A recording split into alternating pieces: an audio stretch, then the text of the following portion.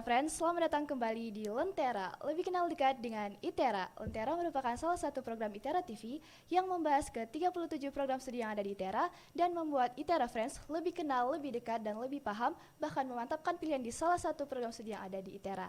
Dan hari ini, episode kali ini akan dipandu oleh saya, Ekso Gevitarigan dari program studi arsitektur. Dan di sini sudah ada bersama saya dua narasumber hebat dari mahasiswa rekayasa kehutanan dan juga Pak dosen. Tak kenal maka tak sayang, maka boleh Pak silakan perkenalan terlebih dahulu. Oke, terima kasih. Nama saya Rio Ardiansyah Murda. Teman-teman sekalian bisa memanggil saya Rio ya, atau juga Pak Rio, silahkan. Saya merupakan dosen program studi rekayasa kehutanan dan bidang ilmu saya berada pada pengolahan kayu, terutama dalam hal kimia kayu serta energi hasil hutan. Seperti itu. Silakan. Halo ITERA Friends, perkenalkan nama saya Alfred Ulura Duha. Biasanya saya dipanggil Aldo. Saya merupakan mahasiswa aktif dari program studi rekayasa kehutanan dan sekarang ini saya menginjak di semester 4. Oke, terima kasih Aldo dan juga Pak Rio. Selamat datang di studio ITERA TV dan kita bakalan bahas-bahas tentang rekayasa kehutanan dan bahasnya enjoy-enjoy aja. Oke. Nah, ngomong-ngomong tentang rekayasa kehutanan nih, Bapak dan juga Aldo. Rekayasa kehutanan berdasarkan Wikipedia, saya udah searching nih, rekayasa kehutanan katanya kayak gini. Rekayasa kehutanan atau teknik kehutanan atau bahasa Inggrisnya forestry engineering adalah interdisiplin ilmu kehutanan dan teknik yang diaplikasikan dalam perekayasaan yang berbasis bioproses serta biosistem untuk menjaga kelestarian hutan, memanipulasi hutan, dan agar pemanfaatannya berkelanjutan dan membangun atau mengkonstruksi hutan-hutan baru. Agak ribet ya Pak bahasanya. Jadi saya tanya ke Pak Rio dulu nih. Jadi singkatnya, secara singkat rekayasa kehutanan itu apa sih Pak? Iya, terima kasih. Mbak siapa? Ekse, panggilnya Ekse? X juga bisa. X, oke. Mbak X ya. Berarti saya Mr. Y. Boleh Pak. Oke, pertanyaannya bagus banget ya. Kalau dijawab, apa itu prodi atau juga rekayasa kehutanan itu sendiri? Rekayasa kehutanan itu betul sekali seperti yang sudah dibaca oleh Mbak X gitu ya. Bahwa memang rekayasa kehutanan merupakan interdisiplin ilmu ya antara sains dan juga teknologi dipadukan juga dengan seni ya. Itu untuk rekayasa kehutanan ITERA yang fokus utamanya adalah bidang merekayasa kehutanan tentunya. Apa tujuan dari merekayasa kehutanan di sini? Yaitu untuk membangun forestry atau juga bidang kehutanan yang lestari dan juga bisa berkelanjutan keberadaannya. Dan di program rekayasa kehutanan ITERA khasnya itu adalah bagaimana kita mengelola rekayasa kehutanan untuk memajukan bidang kehutanan di Indonesia dengan metodenya itu hilirisasi sesuai dengan apa yang menjadi tujuan ITERA, yaitu program hilirisasi gitu. Apa tuh Pak program hilirisasi? Oh iya, hilirisasi itu artinya kita bisa memanfaatkan apa yang berada di hutan, apakah itu sumber daya alamnya, atau mungkin jasa lingkungannya, atau juga produk-produk hasil dari kehutanan yang bisa dimanfaatkan secara langsung oleh masyarakat. Wow. Seperti itu, hilirisasi. Iya, nggak salah kayaknya hari ini saya pakai baju hijau-hijau, forest banget kayaknya Pak. Oke, ngomong-ngomong tentang hilirisasi, kita breakdown dulu nih Pak. Jadi sejarah berdirinya rekayasa kehutanan ITERA ini gimana Bapak? Iya, ini berangkat dari keinginan ITERA untuk bisa memenuhi tujuan didirikannya ITERA pada 2014 ya secara resmi oleh Presiden Susilo Bambang Yudhoyono, bahwa ITERA diadakan atau juga didirikan untuk memenuhi kebutuhan engineer-engineer di Indonesia sehingga tidak tersentralisasi di Pulau Jawa saja. Dulu hanya ada ITB dan juga ITS ya kan. Maka dari itu kan dibentuk ada ITERA di Sumatera, ada ITK di Kalimantan. Nah, di ITERA itu pasti membutuhkan banyak sekali program studi yang bisa memenuhi kebutuhan Sumatera terutama karena kita berada di Sumatera. Makanya kita ITERA for Sumatera. Yang nantinya ITERA for Indonesia tentunya kan kayak gitu. Nah, ITERA for Sumatera kita lihat bagaimana potensi yang ada di Sumatera. Salah satunya adalah bidang kehutanan. Nah, ITERA ingin ada program studi yang bisa mengelola kehutanan ini. Karena potensi yang begitu besar, maka didirikanlah Prodi Rekayasa Kehutanan. Nah, maka dari itu sejarahnya adalah pada tahun 2019 kita didirikan sesuai dengan SK Menteri pada tanggal 4 Maret 2019. Nah, di situ tolak awal dari didirikannya program Rekayasa Kehutanan sampai sekarang berdiri begitu. Oke, jadi 4 Maret 2019 berdirilah Rekayasa Kehutanan.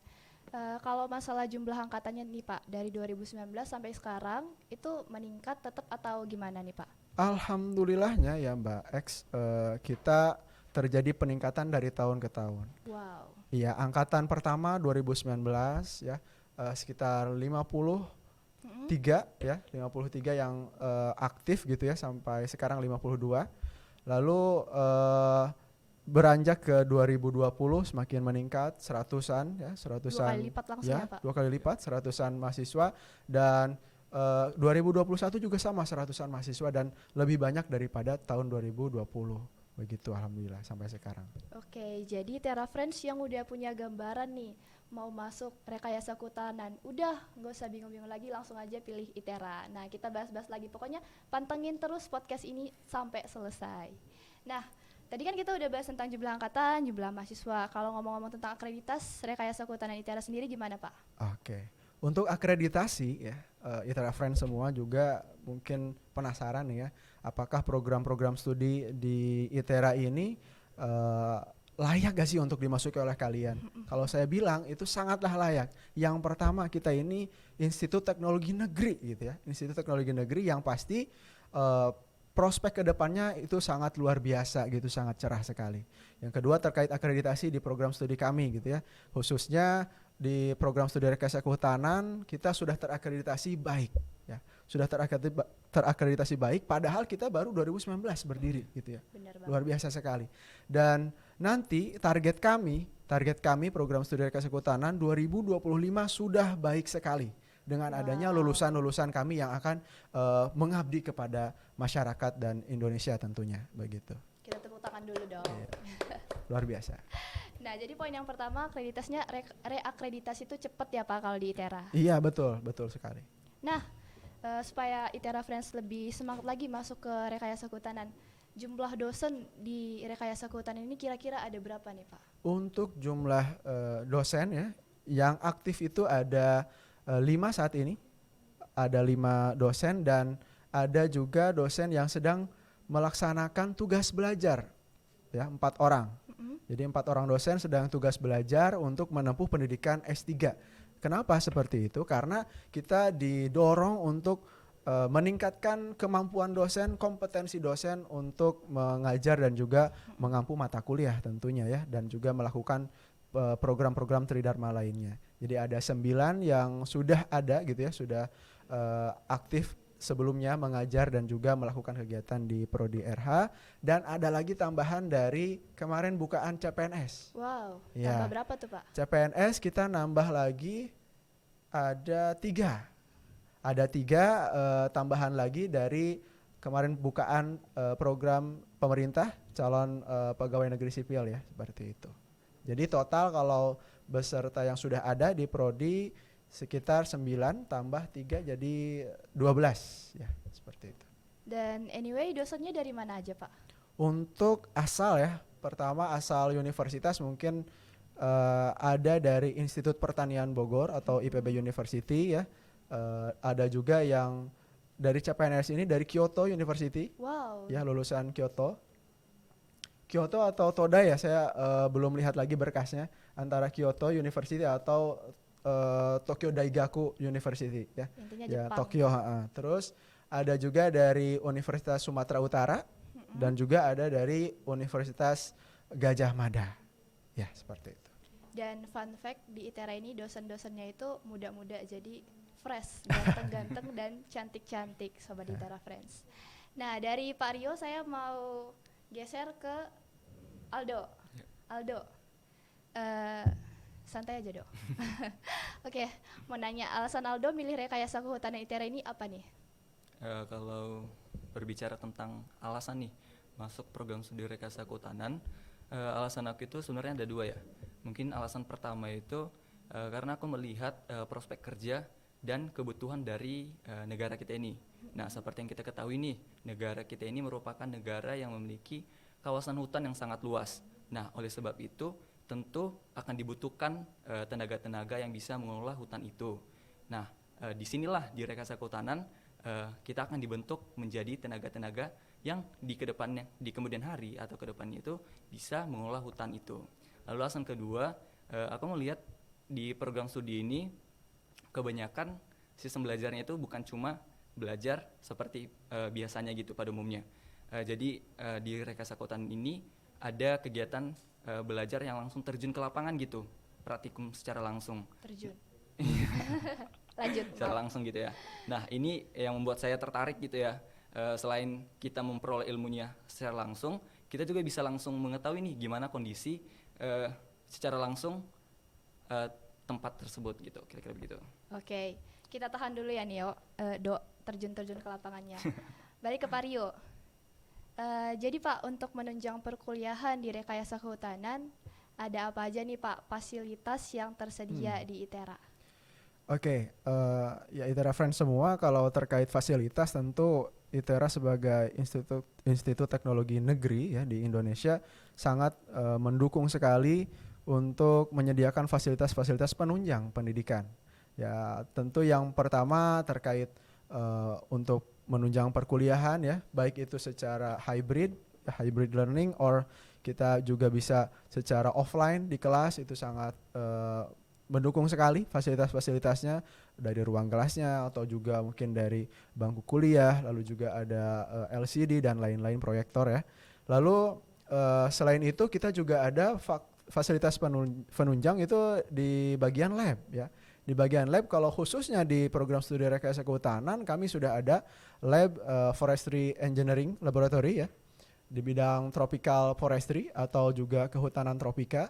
Jadi di situ kita sudah punya beberapa alat penunjang yang bisa digunakan oleh mahasiswa ataupun calon mahasiswa yang nantinya akan masuk ke program studi kami. Contohnya seperti analytical oven ya, oven untuk analitik, ada juga autoclave ini untuk perlakuan uap pada bahan baku dari produk-produk hasil hutan, atau juga ada di dalamnya itu banyak sekali seperti buku-buku penunjang untuk praktikum lapang. Contohnya ada buku yang bisa mengidentifikasi warna tanah. Ini tanahnya apakah coklat kemerahan, apakah kekuningan, atau seperti apa ada. Lalu juga ada buku untuk interpretasi. Apa itu interpretasi? Maksudnya di sini interpretasi dalam mengenal jenis-jenis hewan. Contohnya ada buku untuk interpretasi jenis burung. Jadi kita kan suka ke lapang nih, lalu kita survei apakah burungnya itu ada berapa jenis, berapa kelimpahannya di alam dan lain-lain, dan itu menggunakan buku-buku yang memang diperlukan untuk memandu kita gitu ya di lapangan. Seperti itu. Dan pun fasilitas-fasilitas lainnya tentu seperti contohnya misalkan untuk mendukung kuliah online gitu ya. Kuliah online kita juga sudah sangat baik, contohnya seperti webcam dan juga fasilitas seperti ini ya, untuk melakukan podcast dan juga melakukan streaming digital, itu juga sudah sangat baik sekali begitu. Mister. Jadi ada Mr. X ya, Mbak X ya. Mbak X. Jadi ada lab, ada buku-bukunya lengkap. Betul. Dan fasilitas-fasilitas lain sampai uap-uap tadi ya Pak. Iya betul. Agak konslet otak saya. Jadi Pak, saya emang udah pernah dengar sama teman saya kan. Jadi dia mau ke lab, terus ada lab khusus Betul. di ITERA. Saya kira kata saya benar-benar spesial banget ya ini Rekayasa Kehutanan sampai ada lab khususnya. Iya gitu. betul. Cuman ini ya Mbak X, terkait di ITERA penggunaan lab itu teman-teman jangan khawatir ya. Kalau misalkan di lab khusus tiap prodinya itu masih ada alat yang kurang atau seperti apa, tapi kita ini sudah terintegrasi seluruh labnya, baik itu prodi Rekayasa Kehutanan, program studi misalkan ada geofisika, geologi, semuanya bisa menggunakan atau saling menggunakan alat-alat di masing-masing lab khusus tersebut, sehingga memang kita itu sistemnya terpadu di ITERA untuk penggunaan laboratoriumnya begitu. Nah, dari sekian banyak banget fasilitas yang ada di sistem dari sekian banyak fasilitas yang ada di Rekayasa Kehutanan, jadi sistem kuliahnya gimana nih Pak di Rekayasa Kehutanan? Untuk sistem kuliah, kita itu ada kuliah secara tatap muka gitu ya, atau tatap maya kalau sekarang karena pandemi gitu kan. Tatap maya. Tatap maya. Boleh. Siapa Maya ini? Ada juga ada praktikum ya. Kalau di rekayasa kehutanan harus wajib ada praktikum, baik itu praktikum di laboratorium dan juga praktikum di lapangan, praktikum lapangan. Seperti itu. Untuk banyak mana Pak? Apakah praktikum atau misalkan kuliah? Sebenarnya seimbang, tetapi lebih seru itu ketika ke lapangan gitu. Jadi kan tadi Bapak udah bahas-bahas tentang burung. Betul? Saya kira kehutanan itu cuman bahas-bahas tentang pohon Pohon. dan pohon. Jadi kalau praktikumnya boleh diceritain nggak Pak di Oke. lapangan itu kayak mana? Nanti mungkin ditambahkan sama Aldo ya, Iya, gimana gambarannya. Untuk jawaban saya ya terkait gimana sih di lapangan kita ketika praktikum, tentu karena kita orang kehutanan. Orang kehutanan itu nggak afdol rasanya kalau kita nggak terjun langsung ke lapangan, ke hutan dan juga ke alam lah ya, ibaratnya seperti itu. Dan situasi ketika kita praktikum lapang tentu sangat seru banget ya. Gimana serunya? Serunya itu ketika kita bisa berinteraksi. Yang pertama dengan alam, yang kedua dengan warga sekitar, yang ketiga dengan mungkin makhluk-makhluk hidup yang ada di alam tersebut begitu. Contohnya tadi untuk kita inventarisasi baik itu pohon, jadi nggak hanya pohon ya, kita inventarisasi pohon, inventarisasi juga hewan gitu ya. Apa yang disebut dengan inventarisasi pohon? Jadi kita menghitung kelimpahan berapa jumlah pohon yang ada di suatu kawasan hutan, lalu diukur diameternya, dan itu diklasifikasikan apakah itu termasuk masih muda ibaratnya atau sudah berapa tahun dan yang udah jadi pohon benerannya berapa gitu. Lalu kalau hewan kita biasanya kita ambil contoh burung. Kalau burung kita pergi misalkan untuk praktikum lapang ketika sudah di lapangan pagi hari untuk melihat ketika dia keluar di pagi hari, dan kita balik lagi ketika sore hari ketika dia sudah pulang dari migrasinya dia gitu. Misalkan dia burung laut, nah dia itu pas pagi hari keluar untuk cari makan, lalu nanti sore hari dia akan pulang untuk beristirahat. Jadi ada 2 kali tuh kalau burung, 2 waktu gitu. Jadi mengamati hewan, mengamati tumbuhan juga. Betul. Nah, kan udah kita bahas fasilitas, sudah kita bahas sistem kuliah. Output dari belajar rekayasa kehutanan ini sendiri ada nggak Pak? Outputnya ya. Nah, karena di ITERA ini ya, ITERA Friends sudah menganut project based learning, artinya kita menggunakan sistem belajar yang ada projectnya. Apa sih projectnya yang bisa dihasilkan? Nah, kita sudah ada bawa nih teman-teman. Coba mungkin bawa. Aldo ya hasil praktikum kita. Nah, ini lalu ada produk ya, satu aja mungkin ya. Nah, ini ya. Jadi kita ada produk. Produk ini merupakan hasil praktikum mahasiswa, teman-teman ya. Hasil praktikum mahasiswa di program studi rekayasa kehutanan, yaitu mata kuliah teknologi biokomposite. Artinya kita membuat produk dari bahan baku atau juga material-material hutan yang bersifat organik ya. Dan ini kita ambil salah satu contohnya produk biokomposit dari bambu. Ya, produk biokomposit dari bambu, dan produk akhirnya adalah lantai kayu ya, atau lantai bambu kalau di sini.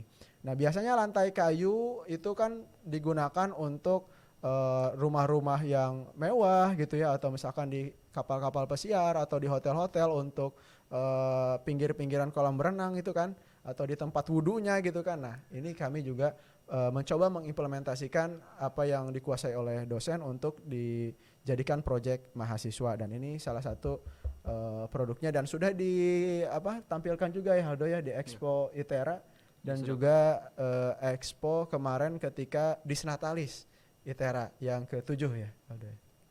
Begitu. Wah, seru banget ya Pak, jadi pengen lintas prodi tapi udah Waduh. mau selesai. Nah, Oke. untuk Aldo sendiri, bagian yang sulit dilewatin di rekayasa kehutanan ini apa nih, Do? Kalau berbicara tentang bagian yang sulit ya, di program studi rekayasa kehutanan sebenarnya tidak ada yang sulit ya, kalau menurut saya pribadi gitu. Itu tergantung gimana kita menanggapi semuanya itu gitu. Dari sistem belajarnya, mungkin dari beberapa mata kuliah. Jadi di semester 3 yang lalu itu ada beberapa mata kuliah yang sudah dipelajari ya, seperti dendrologi, kemudian PITK, kemudian ada statistika. Nah itu kalau misalnya digolongin mungkin tingkat kesusahannya itu lumayan susah gitu ya.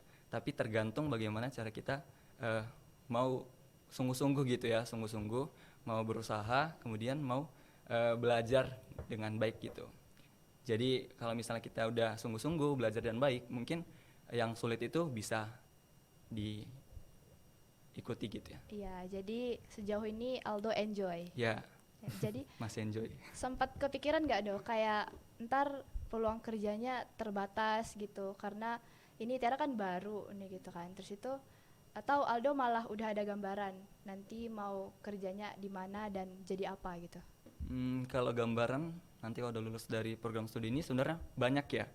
Hanya belum fokus mau apa nih gitu ya. Karena sesuai yang saya bilang tadi di awal, Indonesia itu kan membutuhkan tenaga-tenaga ahli ya, seperti kita ini. Nah, jadi kita nggak perlu ragu ya gitu ya. Nanti udah lulus dari rekayasa kehutanan itu mau apa gitu. Mungkin salah satu prospek kerja dari rekayasa kehutanan ini seperti mungkin instansi pemerintahan di Kementerian Lingkungan Hidup atau enggak menjadi itu pengusaha gitu ya, pengusaha furnitur gitu. Kemudian masih banyak lagi lah. Pak Rio Seperti pasti lebih banyak tahu nih tentang prospek kerja. Oke. Boleh Pak dijelasin? Betul yang dikatakan Aldo tadi ya. Jadi pertama kalau misalkan ditanyakan kalau misalkan lulus dari ITERA mau jadi apa gitu ya. Salah satunya dari prodi rekayasa kehutanan. Betul yang dijawab oleh Aldo, yaitu di instansi pemerintahan itu bisa ya kita masuk ke instansi pemerintahan contohnya seperti KLHK, Kementerian Lingkungan Hidup dan Kehutanan, atau juga di dinas-dinas kehutanan provinsi ya. Kalau di Lampung ini memang sudah terkenal banget tuh dinas provinsi untuk bidang kehutanan tentunya. Itu banyak sekali bukaan-bukaan baik itu di CPNS-nya ataupun misalkan selain itu ada juga di pengusaha tadi kata Aldo. Betul banget. Jadi kita juga ada prospek lulusan dan juga kompetensi lulusan yang berhubungan dengan teknopreneur atau juga untuk menjadi entrepreneur di bidang kehutanan dengan menggunakan bidang teknologinya. Yang selanjutnya kita juga bisa nantinya ketika sudah lulus dari program studi rekayasa kehutanan itu menjadi konsultan ya. Konsultan di bidang kehutanan, atau juga bisa menjadi birokrat-birokrat lain yang berhubungan dengan bidang-bidang kehutanan. Termasuk di dalamnya ada semacam profesi yaitu menjadi anggota di NGO ya teman-teman. Kalau nggak tahu NGO itu kayak LSM, Lembaga Swadaya Masyarakat, yang berfokus pada bidang-bidang kehutanan. Sangat banyak sekali. Contohnya tahu WWF ya. WWF yang concern pada konservasi ya. Nah, itu juga, atau Greenpeace. Nah, atau juga WALHI ya yang berhubungan dengan lingkungan hidup. Nah, itu juga termasuk bidang kami yaitu di program studi rekayasa kehutanan. Oke, jadi ada banyak banget prospek kerja yang bisa kalian raih setelah kalian lulus dari rekayasa kehutanan di ITERA. Nah, kita mau ice breaking bentar nih Aldo dan juga Pak Rio. Kita mau main mitos atau fakta, tapi kalian jawabnya harus rentak. Waktu hitungan ketiga. Kali aja ada yang jawabnya beda. Waduh. Siap-siap. Oke, nanti saya sebutin kalimatnya, dalam hitungan ketiga kalian jawab mitos ataupun fakta. Oke. Mitos atau fakta yang pertama, rekayasa kehutanan harus jago biologi. 1, 2, 3. Fakta. Mitos. Aduh, kenapa berbeda ini? Dari siapa ya? Dari Pak Rio dulu. Kayaknya maksudnya sama, cuman yang keluar beda aja. Aduh, kayak mana tuh Pak? Maksudnya adalah biologi ya pasti harus ada ya, karena kita juga mempelajari biologi di sana. Kalau dibilang jago ya harus jago gitu, dalam artian kita butuh artinya kita butuh kemampuan untuk mengidentifikasi hewan, mengidentifikasi tumbuhan gitu ya. Tapi kalau hanya biologi, nah itu mitos kalau menurut saya. Oh, Gitu. jadi udah satu suaran ya. Ya. Oke, yang kedua, mitos atau fakta, rekayasa kehutanan gak ada hitungan. 1, 2, 3. Mitos. Silakan dijawab Aldo. Mungkin alasan aku bilang mitos ya, Ya itu di semester 3 kemarin ada beberapa mata kuliah yang memang mata kuliah itu bukan cuma belajar kayak tentang kehutanan, tentang apa itu pohon gitu. Jadi ada beberapa mata kuliah yang memang belajar perhitungan seperti statistika, kemudian PTK itu tentang klimatologi, cuaca dan lain sebagainya. Jadi mitos lah ya kalau misalnya dibilang bahwa Hanya di biologi, rekayasa kehutanan ya cuma biologi gitu, nggak ada perhitungan sama sekali. Itu mitos. Ini Aldo tadi pas jawabnya mitos, semangat bener ya Pak. Kayaknya otaknya berasap nih Pak waktu Ya, belajar. karena itu. saya yang ngajar ya statistika. Oke, selanjutnya. Ini masih ada hubungannya sama yang biologi-biologi tadi. Oke. Pertanyaan yang ketiga, mitos atau fakta? Rekayasa kehutanan banyak hafalan. 1, 2, 3. Fakta. Fakta ya, fakta ya. Semangat ya Aldo. Ya, fakta, fakta. Hafalan apa tuh Pak? Untuk hafalan semester ini juga Aldo ini ya apa namanya mempelajari mata kuliah ini salah satunya adalah bioekologi satwa liar. Nah, itu menghafalkan nama-nama hewan tentunya ya, nama Latin dan juga nama lokal gitu. Nama Tapi ilmiahnya. aman kan ya Do ya? Aman, aman. Oke, ini kita nggak nakut-nakutin kok. Ada yang seru-seru. Bagian seru nih.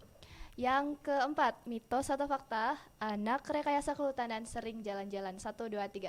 Fakta. Fakta ya, fakta. Oh, jalan-jalan kemana tuh? Kalau secara akademis ya, secara resmi itu kita emang praktikum sering ke lapang ya. Dan mungkin tahun ini juga Aldo bersama angkatannya kita akan pergi ke lapang. Rencana kita mau ke Taman Nasional Waikambas. Oh, Ya, Yang Insya jauh di Allah ujung ya. sana ya Pak. betul di Lampung Timur ya. Begitu. Kalau secara tidak resminya ya Aldo tahu sendirilah, mungkin angkatannya sering jalan-jalan kemana atau juga angkatan sebelumnya juga sama seperti itu. Oh, jadi kamu Dok kalau menunjang perkuliahan sering ke mana aja nih? Biasanya kalau menunjang perkuliahan itu lebih fokus ke praktikum ya. Jadi di praktikum itu ya disitulah kita terjun ke lapangan gitu. Nah sejauh ini kan baru masuk prodi ya semester 3 ini. Nah di semester 3 ini udah mulai masuk praktikum tentang kehutanan gitu ya. Sejauh ini praktikumnya itu masih sekitar ITERA ya, di Kebun Raya. Di Kebun Raya salah satu mata kuliah pada saat itu adalah dendrologi. Nah dendrologi itu merupakan mata kuliah yang mempelajari tentang pohon gitu. Nah di situ kami mempelajari tentang pohon-pohon apa aja nih yang ada di kebun raya, baik itu dari nama lokalnya, kemudian nama ilmiah dan ciri khas atau karakteristik dari pohon itu. Mungkin seperti itu. Wah, keren banget. Yang terakhir ini kayaknya khusus untuk Aldo aja. Waduh. Aldo kan udah angkatan kedua ya Do ya? Ya angkatan kedua. Angkatan kedua, berarti udah masuk ke himpunan. Orang-orang tuh mikir kayak anak teknik ospeknya susah, kadernya susah gitu. Nih masuk. Mitos atau fakta? Rekayasa kehutanan ospeknya susah. 1, 2, 3. Mitos. Kenapa?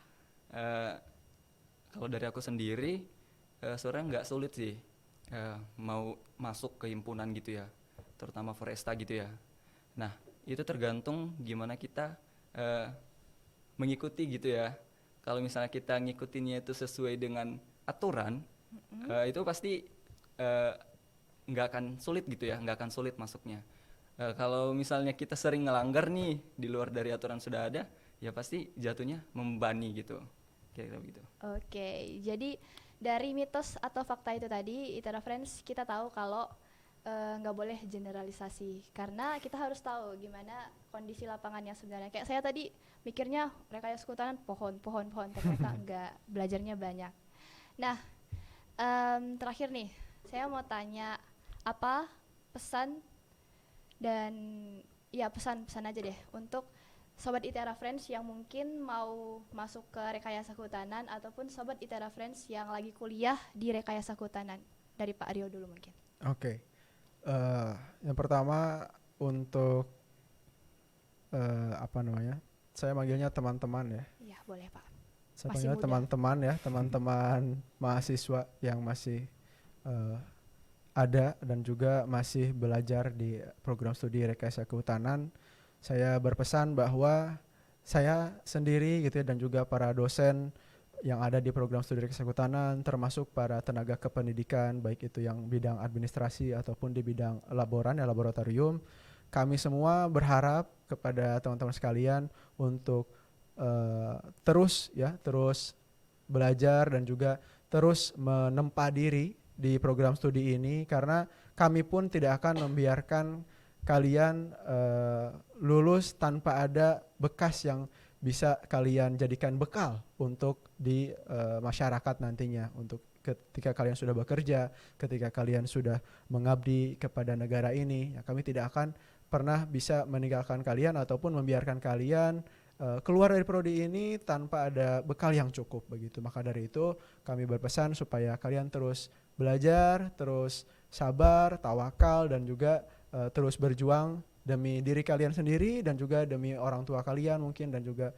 keluarga lainnya yang berharap kepada kalian juga begitu. Dan mungkin untuk para calon mahasiswa yang nantinya memilih program studi rekayasa kehutanan, saya berpesan supaya kalian jangan pernah ragu dan juga yakinkan diri kalian untuk memilih ITERA, yakinkan diri kalian untuk memilih program studi rekayasa kehutanan, karena kalau bukan kita yang mengurusi hutan, itu siapa lagi? Kalau bukan sekarang, kapan lagi begitu? Kita punya potensi besar, bahkan ibu kota negara pun akan dipindahkan ke Kalimantan yang notabene merupakan kawasan hutan. Siapa yang akan mengerjakan proyek besar ini?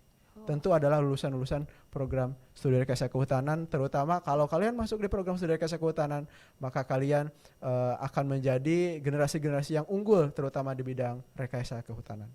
Itu saja. Wah, quotes of the day. Kalau bukan kita, siapa lagi? Kalau bukan sekarang, kapan lagi? Oke. Silakan, Aldo. Mungkin dari aku ya, pesan untuk calon mahasiswa rekayasa kehutanan. Yang pertama itu milih program studi itu sesuai dengan keinginan atau kemauan gitu ya. Karena kalau misalnya udah dilandasi sama kemauan dan keinginan, mungkin nanti di perkuliahannya lebih enjoy, lebih nyaman gitu ya nikmatinya. Lalu yang kedua, kalau misalnya udah pengen nih masuk ke program studi rekayasa kehutanan, jangan takut, jangan gentar gitu ya. Nanti lulusnya itu mau jadi apa gitu.